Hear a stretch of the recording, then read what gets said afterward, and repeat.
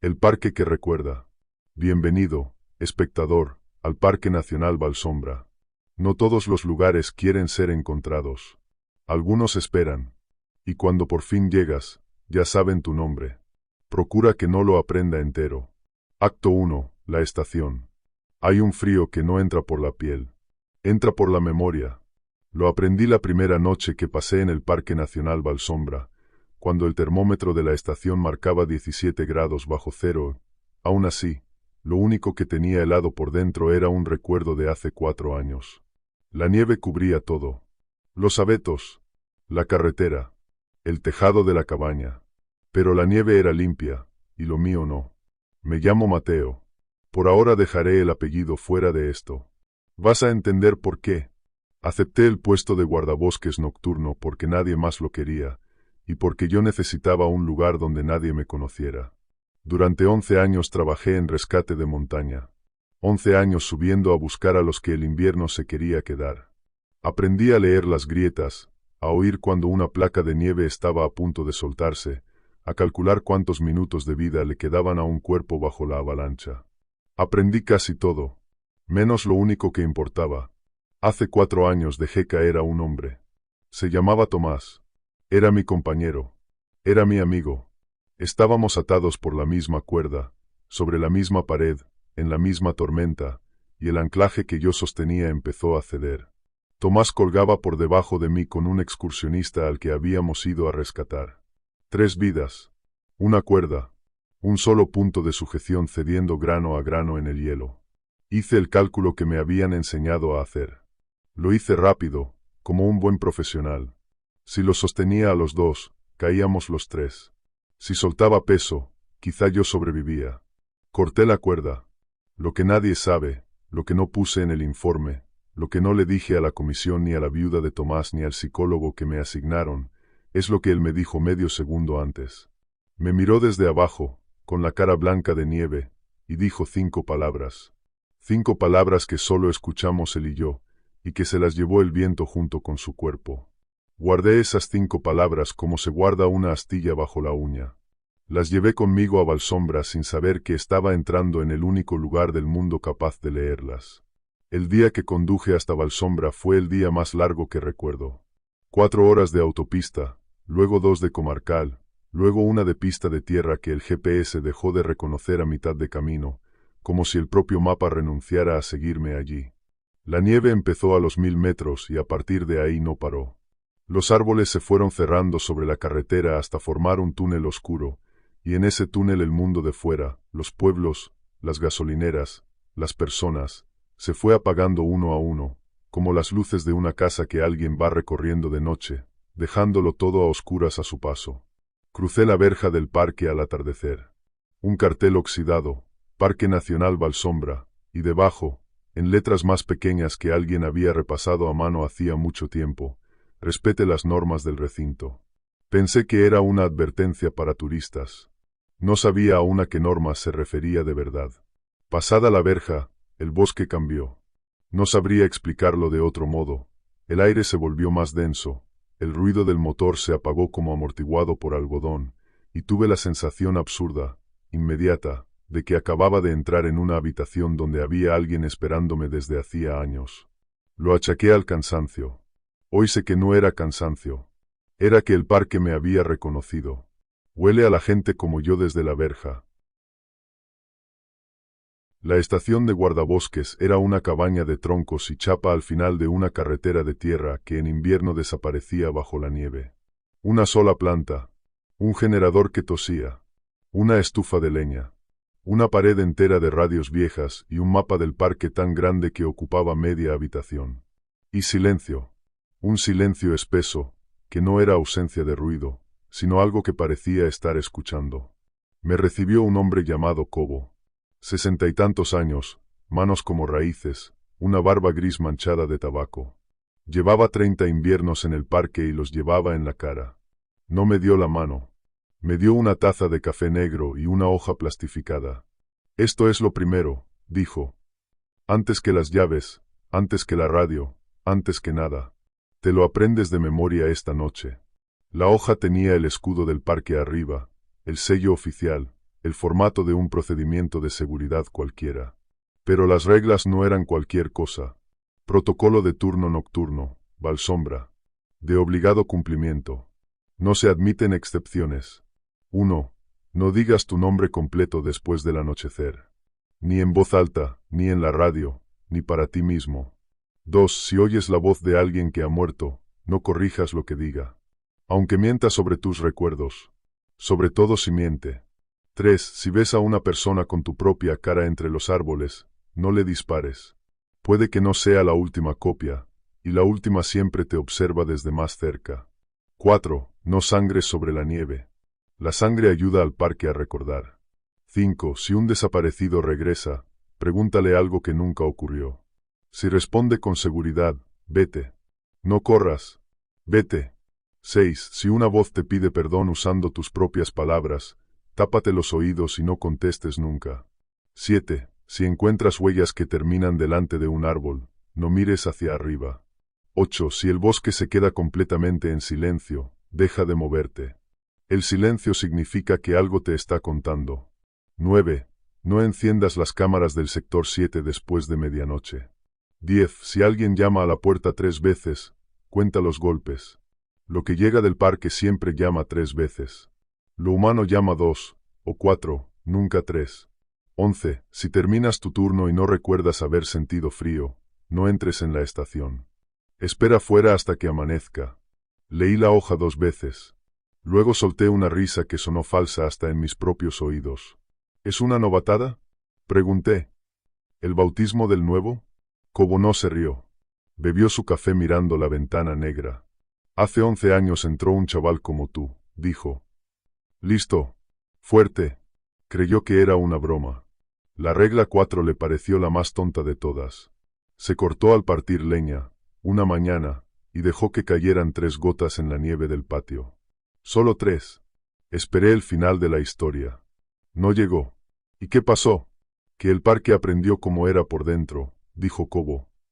Y a partir de esa noche tuvo a alguien con quien hablar. Pensé que estaba loco. Pensé que 30 inviernos solo te dejan así. Firmé el contrato igual, porque el dinero era el dinero y porque un hombre que ha cortado una cuerda no tiene derecho a ser exigente con su penitencia. La otra guardabosques era una mujer llamada Paz. 30 y pocos, callada, con los ojos siempre puestos en las salidas de cualquier habitación, como quien ha aprendido a calcular rutas de huida en sitios donde no debería hacer falta. Hacía el turno de tarde. Me la crucé apenas 10 minutos esa primera noche, cuando ella se marchaba y yo entraba. Cobo te habrá dado la hoja, dijo. Me la ha dado. Cúmplela. Se ajustó el gorro. No me miraba a mí, miraba el bosque por encima de mi hombro. Y una cosa que no está escrita. Si una noche te encuentras pensando en alguien que perdiste, con mucha fuerza, hasta que casi lo veas, deja de pensar en él. El parque escucha lo que más duele. Va directo a eso. Se subió a la camioneta y se fue. Las luces traseras se hundieron en la oscuridad de la carretera. Durante un instante, juraría que la nieve detrás de ellas se movió. No el viento, la nieve, como si algo hubiera estado tumbado bajo ella, escuchando, y se incorporara cuando ya no quedaba nadie para verlo. La primera mitad de la noche no pasó nada. Esa es la parte que nadie te cuenta del miedo. Empieza con aburrimiento. Hice la ronda de las cámaras. El parque estaba dividido en 9 sectores, y cada sector tenía postes con cámaras que volcaban su señal a una pared de monitores en la sala principal de la estación. 9 pantallas en blanco y negro, granulosas, mostrando 9 fragmentos de bosque nevado e idéntico. Anoté las temperaturas en el cuaderno de turno, una columna de números azules bajo cero. Revisé el generador, que respiraba en el cobertizo como un animal viejo. Comprobé que la leña aguantara hasta el amanecer. La radio escupía estática, de vez en cuando, una voz lejana de la estación central confirmando que todo seguía blanco y vacío en todos los sectores. Hacia la medianoche cometí mi primer error, aunque entonces no lo supe. Me quedé mirando la pared de monitores más tiempo del debido. Si miras 9 pantallas de bosque vacío durante mucho rato, el ojo empieza a inventar. Eso me dije. Pero en la pantalla del sector 7, el de la regla 9, el que no debía encender después de medianoche, y que yo no había encendido, llevaba horas encendida sola. Había una zona de árboles que no se movía con el viento. Todos los demás abetos se mecían bajo la ventisca. Aquellos 4 o 5, en el centro del encuadre, estaban quietos. Completamente quietos, como si el viento que tocaba a todo el bosque hubiera decidido respetarlos. O como si no fueran árboles, sino algo de pie entre los árboles, imitando la forma de un árbol, sin saber aún que los árboles también se mueven. Apagué el monitor del sector 7. Anoté en el cuaderno, 12 y 14, cámara sector 7 encendida sin causa. Apagada manualmente. Y debajo, con la letra de otro turno, de otro guardabosques de hacía quién sabe cuánto, había una nota idéntica. Y debajo otra. Páginas y páginas, años de hombres distintos escribiendo la misma frase a la misma hora, como una oración repetida en la oscuridad. Cámara sector 7 encendida sin causa. Apagada. A la 1:30 oí los golpes. Venían de la puerta. Suaves. Pacientes. 1. 2. Esperé. Conté en mi cabeza la regla 10. Lo humano llama 2, o 4, nunca 3. Habían sido 2. Solté el aire que estaba reteniendo y fui a abrir, convencido de que sería Paz, que se había dejado algo, o Cobo, que volvía a vigilarme. Cuando puse la mano en el pomo, llegó el tercero. 3. Y luego una voz al otro lado de la madera. Una voz que conocía hasta en sueños. Una voz que no había oído en 4 años porque su dueño se había roto contra una pared de hielo a 200 metros de mí. Mateo. Era Tomás. Mateo, abre. Tengo frío. Me quedé con la mano en el pomo, sin respirar, mientras el frío que no entra por la piel me subía desde el recuerdo hasta los dientes. Acto 2. Lo que el parque no escribe. No abrí la puerta. Quiero que eso quede claro, porque a partir de aquí vas a dudar de muchas cosas que yo cuente, y necesito que al menos esa me la creas. La primera noche, no abrí. Me quedé pegado a la madera durante lo que pudieron ser 10 minutos o 1 hora. La voz de Tomás siguió hablando un rato. Decía cosas pequeñas. Que hacía frío. Que estaba cansado. Que por qué tardaba tanto en abrir. No me reprochaba nada. Esa fue la parte que más me asustó. Que no me reprochara nada, cuando yo había pasado 4 años esperando que alguien me reprochara todo. Luego se calló. No oí pasos alejándose. Simplemente, la presencia al otro lado dejó de estar, como una bombilla que se apaga. Cuando por fin abrí, al amanecer, no había huellas en la nieve del porche. Ni una. La capa estaba intacta, lisa, perfecta, como una sábana recién puesta sobre una cama vacía. Por la mañana se lo conté a Cobo. Esperaba que me dijera que me lo había imaginado. En cambio asintió despacio, como un médico que confirma un diagnóstico que ya temía. ¿Hablaste? Preguntó. ¿Le contestaste algo? No. Bien. Encendió un cigarrillo con las manos temblándole un poco. La primera vez solo tantean. Quieren oír tu voz para saber qué tono tienes, cómo respiras, cómo dices las R's. Es como afinar un instrumento antes de tocarlo. Cuanto menos te oigan, peor copian. Cobo, dije. ¿Qué es esto? ¿Qué es este sitio? Me miró un rato largo. Luego me llevó al sótano de la estación, a un archivador metálico cerrado con 3 candados, y lo abrió. Dentro había décadas de informes que nunca habían salido de allí. Desapariciones que en el mundo de fuera figuraban como extravío por condiciones climáticas adversas o accidente de montaña, cuerpo no recuperado. Cobo los había ido archivando en orden. Cuando los leí en orden, vi el patrón. No desaparecía gente al azar. Desaparecía gente que llegaba rota. Una mujer que había perdido a su hija el año anterior y subió al parque a esparcir las cenizas. Un hombre que conducía borracho la noche que su mujer murió en el asiento de al lado, y que se internó en Valsombra 1 década después como quien busca un sitio donde dejar de existir. Un excombatiente. Una superviviente de un incendio en el que murieron sus 2 hermanos. Veteranos. Viudos. Culpables. Cada uno cargando un agujero exacto con la forma de una persona que ya no estaba. Y antes de desaparecer, todos habían reportado lo mismo a los guardabosques que les tomaron declaración. Habían oído voces. Habían visto a alguien. Siempre alguien que ya estaba muerto. El parque no caza con dientes, dijo Cobo. Caza con memoria. No le interesa la gente entera y feliz. Con esa no sabe qué hacer, no tiene por dónde entrar. Pero la gente como tú, se detuvo, escogiendo las palabras. La gente con una grieta. La gente que carga un muerto dentro. Esos vienen ya medio abiertos. Solo tiene que meter los dedos. ¿Y por qué sigues aquí? Pregunté. Si lo sabes, ¿por qué no te has ido? Cobo apagó el cigarrillo contra la pared de piedra.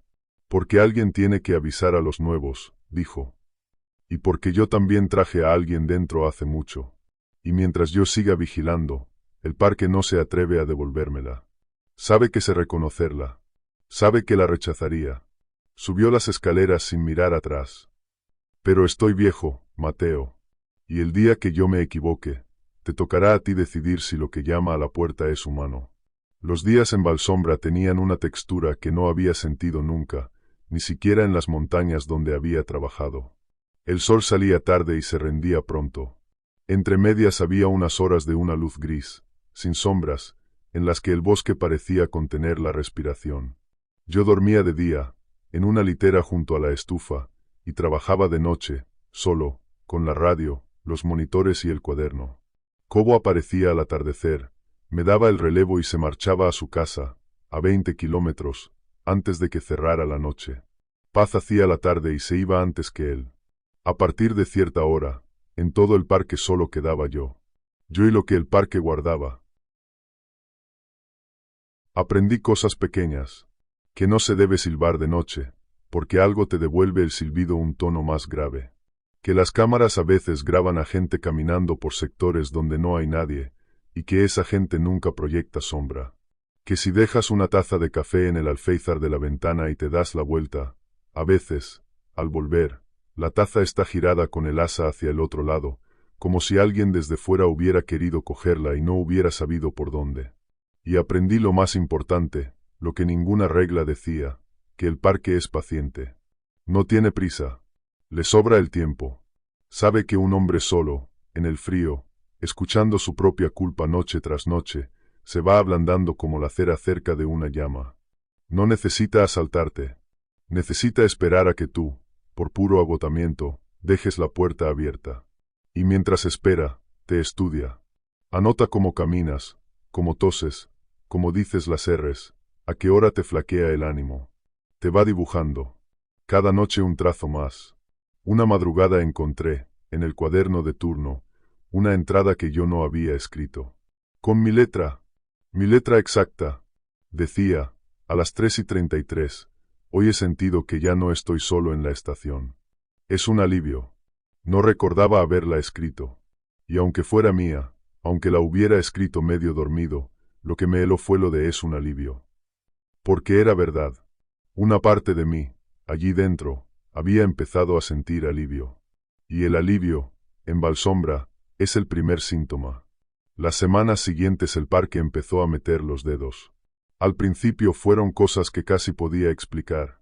Una figura inmóvil entre los árboles del sector 4, de pie, mirando hacia la estación.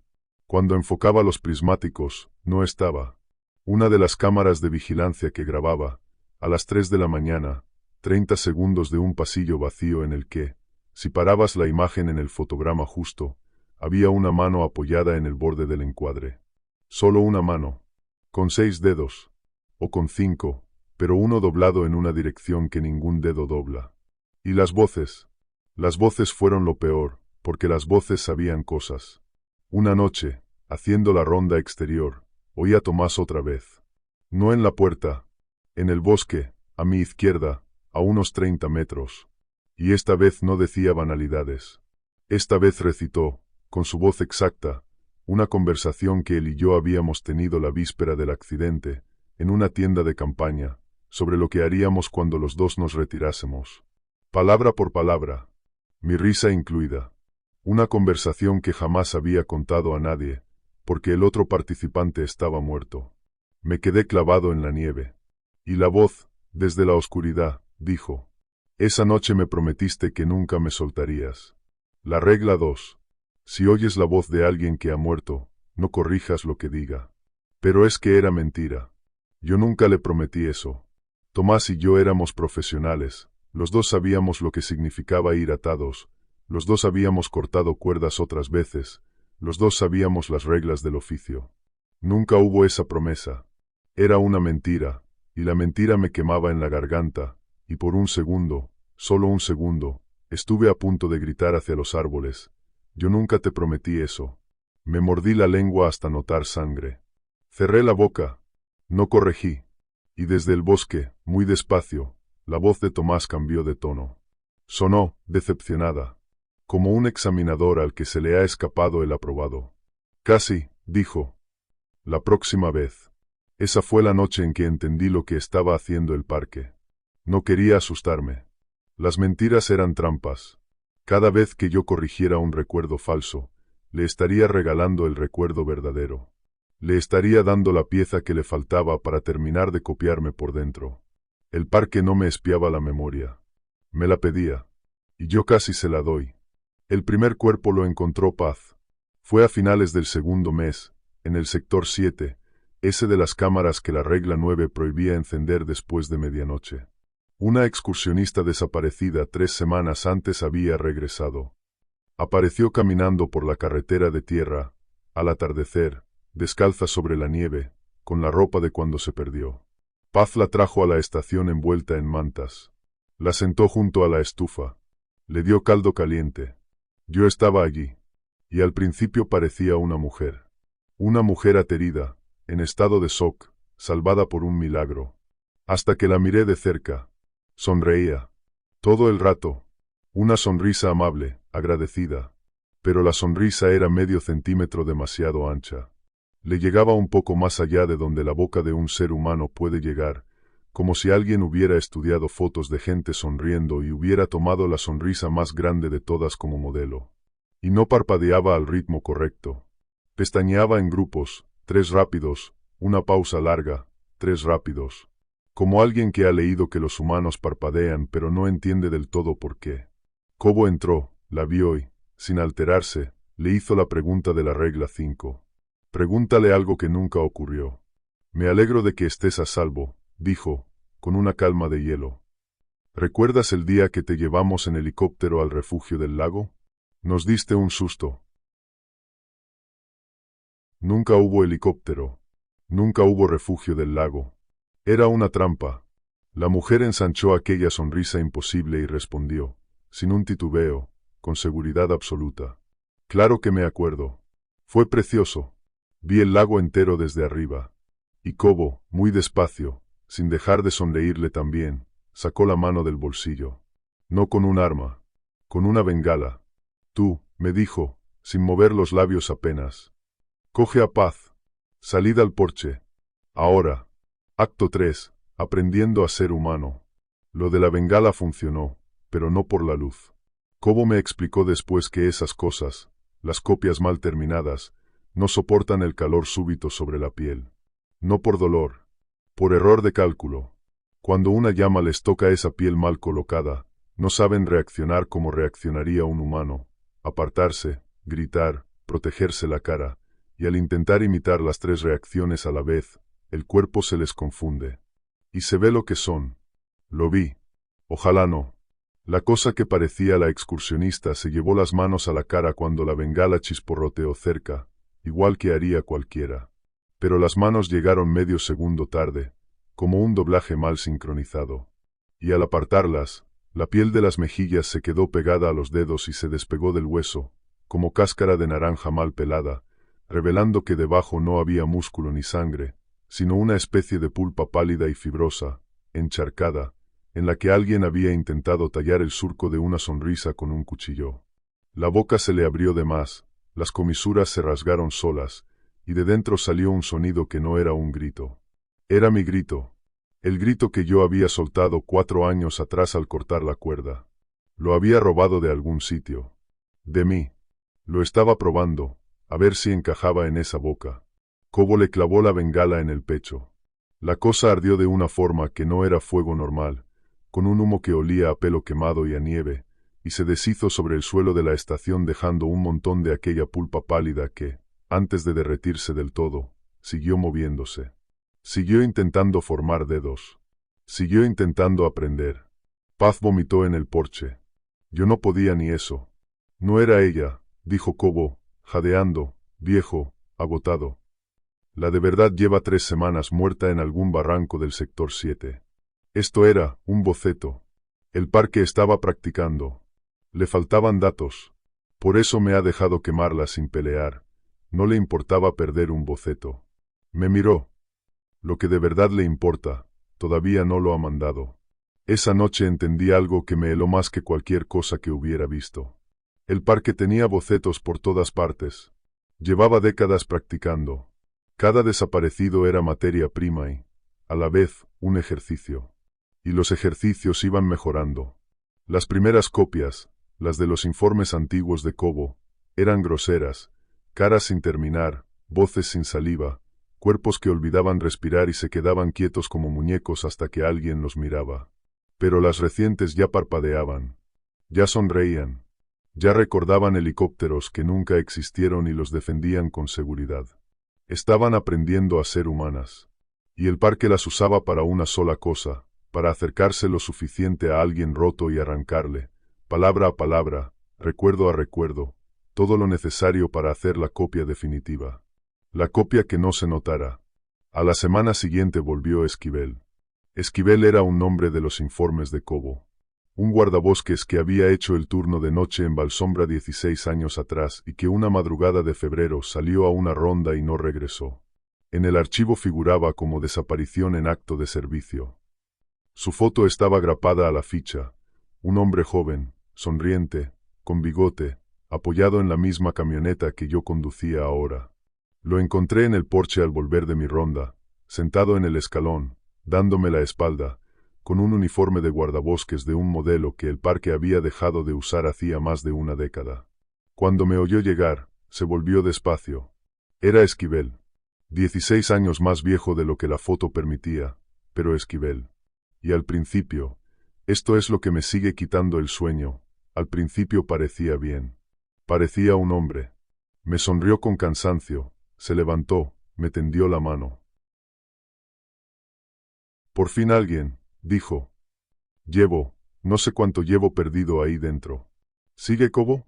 Dile a Cobo que soy yo, que es Esquivel. Y casi le doy la mano. Casi. Porque sonaba a hombre exhausto, a superviviente, a milagro. Pero cuando alargó el brazo, la manga del uniforme se le subió un poco, y le vi la muñeca. La piel de la muñeca estaba puesta del revés. No herida, no quemada, puesta del revés, como un guante mal calzado, con la cara interna hacia afuera, lisa y húmeda y sin vello, y la costura, porque había una costura, una línea finísima donde una piel terminaba y empezaba otra, le rodeaba todo el antebrazo como el borde de algo cosido a mano por alguien que había visto brazos pero nunca había tenido uno. Retiré la mano. Él no dejó de sonreír. Y le hice la pregunta de la regla 5, con la voz lo más firme que pude. Claro que se lo digo. Oye, Esquivel, ¿te acuerdas de la fiesta que le hicimos a Cobo cuando cumplió los 50, aquí en la estación? Menuda noche. Nunca hubo fiesta. Lo había inventado en el momento. Y Esquivel, la cosa con la cara de Esquivel, ladeó la cabeza un grado de más, un grado que ningún cuello humano necesita, y dijo, con una seguridad terrible. ¿Cómo no me voy a acordar? Si bailamos hasta las tantas. Y entonces sonrió todavía más. Demasiado. La sonrisa siguió creciendo después de que yo dejara de tener motivos para que creciera, le partió las comisuras, y por la grieta de la mejilla asomó, durante un segundo, otra boca debajo de la primera, más pequeña, todavía sin terminar, abriéndose y cerrándose en seco como un pez fuera del agua, ensayando palabras que aún no sabía decir. Y comprendí lo que estaba viendo. El parque no reconstruía a una persona. Reconstruía capas. Una piel sobre otra, una boca bajo otra, intentos apilados, 16 años de ensayos de Esquivel guardados unos encima de otros como hojas de un cuaderno, y lo que tenía delante era todos ellos a la vez, sosteniéndose apenas, fingiendo ser uno solo. No corrí. Caminé hacia atrás hasta la puerta, entré, eché el cerrojo. A través de la ventana vi a Esquivel quedarse de pie en el porche, sonriendo hacia la madera, sin llamar, sin moverse, toda la noche. Al amanecer ya no estaba. En el escalón solo había quedado un trozo de piel del revés, ya seca, encogida sobre la nieve como una crisálida vacía. La regla 4 me prohibía sangrar sobre la nieve, pero nadie había dicho nada de lo que el parque dejaba sobre ella. La recogí con una pala, sin tocarla, y la quemé en la estufa. Olía a pelo y a hielo. Cobo, cuando se lo conté, solo dijo: Esquivel era mi amigo. Lo busqué 2 años. Y luego, más bajo, ese de ahí fuera no era el primer Esquivel que el parque me manda. Es el número 12, o el 13. Cada año lo hace un poco mejor. Algún invierno me va a mandar uno tan bueno que voy a abrir la puerta. Reza por estar lejos de aquí cuando llegue ese. Empecé a verlas en los márgenes de todo. Una figura entre los árboles que tenía mi estatura. Una silueta de pie sobre la carretera, al fondo, en la nieve, perfectamente inmóvil durante horas, que cuando la enfocaba con los prismáticos resultaba estar de cara hacia mí aunque las huellas que la rodeaban indicaban que había llegado andando de espaldas. Una vez encontré, en el sector 4, un rastro de huellas mías, mis botas, mi talla, mi forma de pisar arrastrando un poco el pie derecho por una vieja lesión, que iba desde la estación hasta el pie de un abeto enorme, y allí terminaba. Las huellas terminaban delante del árbol. La regla 7. Si encuentras huellas que terminan delante de un árbol, no mires hacia arriba. Me quedé mirando el suelo. El corazón me golpeaba el cuello. Sentía algo encima de mí. Una presencia colgada de las ramas, pesada, paciente, mirándome desde arriba con una cara que no me hacía falta ver para saber que era la mía. Estuve un minuto largo con los ojos clavados en mis propias huellas, oyendo como algo respiraba sobre mi cabeza, despacio, copiando el ritmo de mi respiración con medio segundo de retraso. Di media vuelta. Caminé de regreso sin correr, porque Paz me había dicho que no corriera nunca, que correr es decirles que tienes miedo y el miedo les da forma. Caminé los 900 metros hasta la estación con los ojos al frente, sintiendo todo el rato esa mirada sobre la nuca, hasta que la puerta se cerró detrás de mí. Esa noche, Cobo me dijo la frase que todavía me persigue. No te está copiando para reemplazarte, Mateo. Tenía la voz rota, una voz de hombre que lleva 30 inviernos guardando un secreto. Ese es el error que cometen todos. Creen que quiere robarles el sitio. No. El parque te estudia porque cree que puede hacerte mejor. Que la versión que él construya no cortará la cuerda. Que la suya se habría quedado a morir contigo, como tú crees que deberías haber hecho. Te está haciendo la copia que tu culpa siempre ha querido ser. Y por eso da tanto miedo. Porque una parte de ti la quiere abrir cuando llame a la puerta. Tenía razón. Esa era la parte más insoportable. Cada noche, cuando Tomás llamaba, porque ya llamaba casi todas las noches, 2 golpes, una pausa, el tercero, una parte de mí quería abrir. No por engaño, por deseo. Porque al otro lado había una versión de la historia donde yo no había soltado la cuerda. Y yo llevaba 4 años queriendo entrar en esa versión.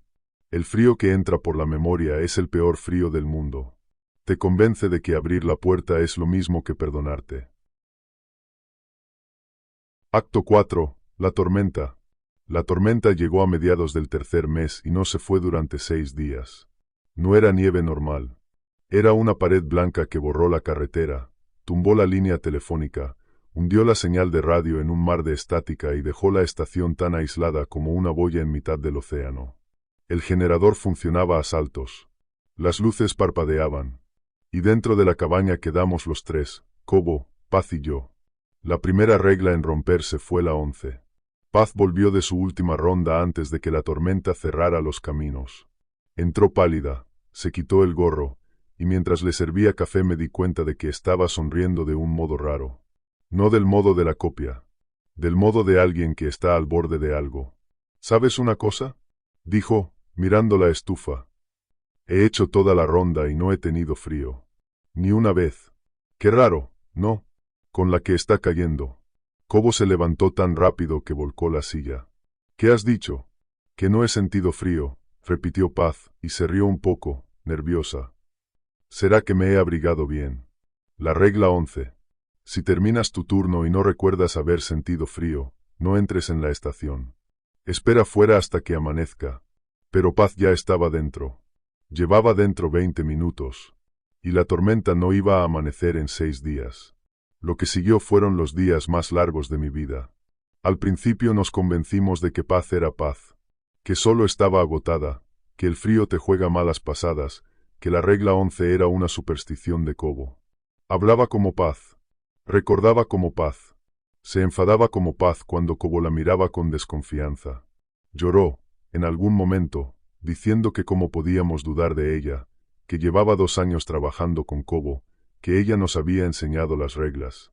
Y ahí estaba el problema, que no sabíamos si dudar de ella era injusto o era lo único que nos mantenía vivos.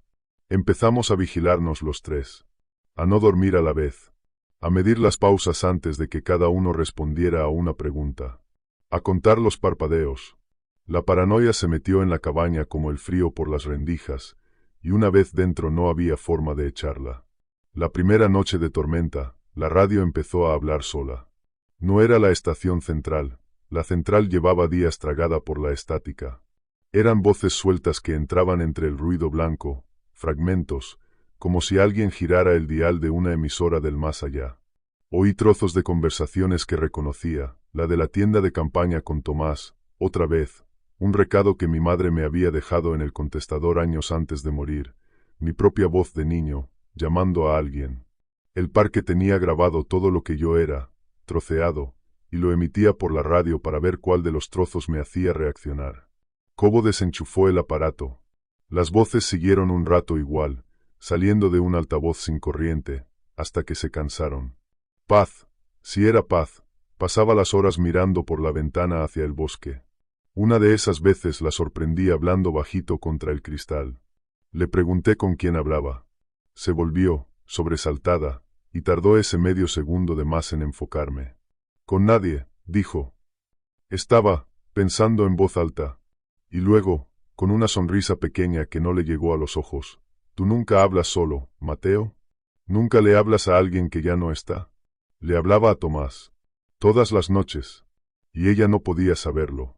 Sentí el frío subirme por la memoria y me obligué a no contestar, porque contestar era confirmar, y confirmar era darle de comer. Me limité a echar leña a la estufa. Pero esa noche apunté en el cuaderno, para mí, una sospecha que no me atrevía a decir en voz alta, que quizá la copia no había entrado con Paz desde fuera, que quizá llevaba días entre nosotros y se había aprendido a Paz tan bien que ni Paz, de estar viva, se habría distinguido de ella, que quizá la de verdad ya no existía, y nosotros seguíamos sirviéndole caldo al molde. La segunda noche de tormenta, Cobo oyó la voz de su mujer. No me lo contó, lo presencié. Estábamos los tres en la sala principal cuando, desde la habitación de las radios, llegó una voz de mujer mayor, dulce, cansada, llamándolo por un diminutivo que yo no le había oído nunca a nadie. Cobo se quedó de piedra. 30 años de muros se le derrumbaron en la cara en un segundo. La voz dijo: Elmer, abre. He vuelto. Tenías razón, no debí subir aquel día. Perdóname. La regla 6. Si una voz te pide perdón usando tus propias palabras, tápate los oídos y no contestes. Cobo me había contado, semanas atrás, en uno de sus silencios largos junto a la estufa, que su mujer había muerto en el parque hacía 18 años. Que habían discutido. Que ella subió sola una mañana de marzo, furiosa, y que lo último que él le gritó fue que no debía subir aquel día. Que nunca volvió. Que él se quedó de guardabosques precisamente para vigilar la puerta por la que pudiera intentar regresar, y rechazarla si lo hacía, porque sabía que la de verdad ya no iba a volver jamás. Y ahora la voz le repetía sus propias palabras. No debí subir aquel día. Su culpa, en boca de ella, pidiéndole perdón. La trampa más cruel que el parque podía tenderle, afinada durante 18 años. Cobo se tapó los oídos con las manos. Las apretó hasta clavarse las uñas. Cerró los ojos. Y aguantó. Aguantó mientras la voz suplicaba, mientras cambiaba de tono, mientras pasaba de la dulzura al reproche y del reproche al llanto, mientras decía cosas que solo ellos dos podían saber. Aguantó toda la noche, sentado en el suelo, con las manos en los oídos, llorando sin sonido, mientras Paz y yo lo mirábamos sin saber qué hacer. Al amanecer del tercer día, la voz se cayó. Cobo bajó las manos. Estaba más viejo que el día anterior. 10 años más viejo. Casi, dijo, con la voz hecha pedazos. 18 años aguantando y casi le contesto. Me miró. Esto es lo que hace, Mateo. No te mata. Te gasta. Te va gastando hasta que un día estás tan cansado que abrir la puerta parece descansar. Esa misma noche vi mi propia cara en la ventana. Estaba fuera, en la tormenta imposible, de pie en la nieve, mirando hacia adentro. Era yo. Mi cara, mi barba de 3 meses, mi cicatriz en la ceja, mi forma de fruncir el ceño. Pero estaba demasiado tranquilo. Estaba de pie en mitad de una ventisca de 6 días sin temblar, sin abrigo, con la ropa seca, mirándome con una expresión que yo no me había puesto nunca, una expresión de paz. De estar en paz con algo. Y movía los labios. Le leí las palabras. Decía, yo no la corté. Esa era la frase. Esa era la copia mejorada. La versión de mí que se había quedado en la pared de hielo, que había muerto con Tomás en lugar de soltarlo, que tenía la conciencia limpia y por eso podía estar de pie en la nieve sin temblar. El parque me la mostraba como quien enseña un traje en un escaparate. Mira lo que podrías ser. Mira lo que te mereces ser. Solo tienes que dejarnos terminar. La regla 3. Si ves a una persona con tu propia cara entre los árboles, no le dispares. La última siempre te observa desde más cerca. No le disparé. Cerré la cortina. Y por primera vez en 4 años, lloré de verdad, porque la quería. Quería ser ese de fuera. Y supe, en ese momento exacto, que esa era justo la trampa, y que tenerla clara no me la hacía menos tentadora. Acto 5. ¿Quién llegó antes? El 6.º día, la tormenta empezó a ceder, y con ella vino la verdad. Encontré a Cobo en el sótano, delante del archivador abierto. No se movía. Llevaba un rato sin moverse. Al principio pensé que dormía. Luego vi que tenía los ojos abiertos y fijos en una de las carpetas viejas. Y luego vi que respiraba mal, 2 inspiraciones rápidas, una pausa larga, 2 rápidas. Como había parpadeado la copia de la excursionista. ¿Cobo? Tardó medio segundo de más en girar la cabeza. Medio segundo. El mismo retraso de doblaje mal sincronizado. Mateo, dijo, y sonrió. Ya pasó lo peor. La tormenta se va. ¿Te acuerdas del día que subimos juntos al mirador del lago y vimos los ciervos? ¡Qué bien lo pasamos! Nunca subimos a ningún mirador. Nunca vimos ciervos. Era la trampa de la regla 5, pero del revés, ya no me la hacían a un desconocido. Me la hacía Cobo. Y comprendí que en algún momento de aquellos 6 días, quizá la noche en que aguantó con las manos en los oídos, quizá un instante en que cerré los ojos del cansancio, el de verdad había salido, o lo habían sacado, y este de aquí abajo había ocupado su sitio sin que yo lo notara. El parque ya no mandaba bocetos. Mandaba obras terminadas. No le seguí el juego. Tampoco eché a correr. Subí despacio, cerré la trampilla del sótano, eché el cerrojo y arrastré el archivador encima. Lo que fuera que estuviera abajo golpeó la madera una vez. 2. Y, al tercer golpe, se quedó quieto. Esperando. Siempre esperando. Busqué a Paz. No estaba en la cabaña. Encontré la puerta principal entornada y un rastro de pisadas hacia el bosque, ya casi borradas por la nieve. Y entonces, por la radio que de pronto recuperó la señal entre la estática, oí su voz. Mateo. Mateo, ¿me recibes? He encontrado la carretera, está despejándose. Ven, podemos salir. Trae a Cobo. Te espero en el cruce del sector 2. Date prisa. Una parte de mí quiso correr hacia esa voz. Llevaba 6 días encerrado con la muerte. La idea de una salida me tiraba como un imán. Pero hice lo que Paz, la de verdad, me había enseñado la primera noche. El parque escucha lo que más duele. Va directo a eso. Y lo que más me dolía a mí no era el frío, ni el miedo. Era la culpa de abandonar a alguien. Era exactamente eso. Tomás colgando de una cuerda, pidiéndome que no lo soltara. El parque lo sabía. Por eso me ofrecía a Paz perdida en el bosque, pidiéndome que fuera a por ella. Me ofrecía la oportunidad de salvar, esta vez, a la persona que la otra vez había soltado. Me ofrecía mi redención envuelta para regalo. Y si yo iba, si entraba en el bosque a buscarla, no encontraría a paz. Encontraría el lugar donde el parque terminaba de copiarme. Encontraría el pie del árbol y la mirada desde arriba. Y saldría de allí siendo otra cosa con mi cara. No fui. Cogí la radio y dije, con toda la calma que pude: Paz.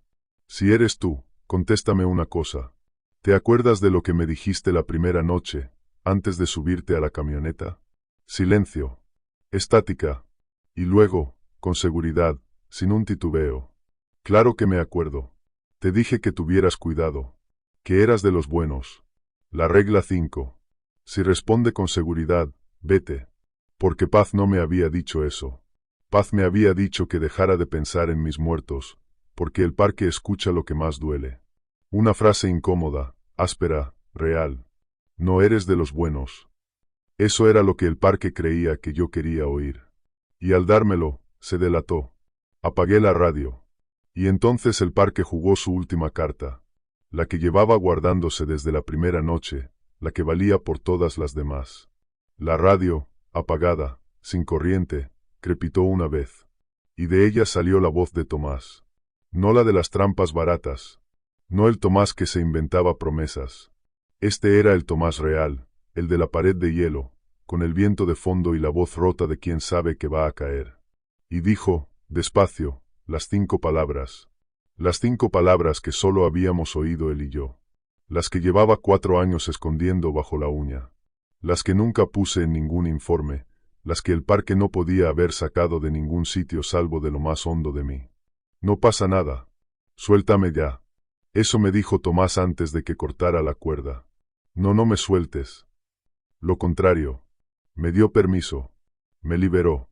Vio que el anclaje cedía, supo que si yo aguantaba moríamos los 3, y con sus últimas fuerzas me regaló lo único que podía regalarme, la absolución. No pasa nada. Suéltame ya.